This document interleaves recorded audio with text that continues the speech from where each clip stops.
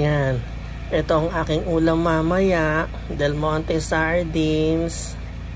Kasi nga, bawal pa ako ng mga maraming bawal, ano?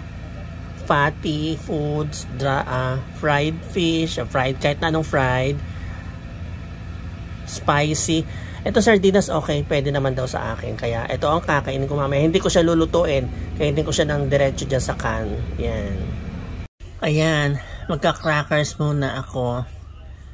Release ko. Pwede rin ito, pwedeng Skyflex, ano, kasi nga daw sa GERD, ayan. Nako, kakayanin ko kaya itong pagdadayat na ito.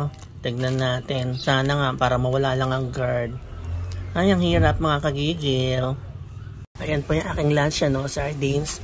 Pero, ayan, tinanggal ko yung tomato sauce. Hinugasan ko siya kasi bawal din pala ang tomato sauce. Ayan, Diyos ko, ang hirap mga kagigil. Kaya na tayo.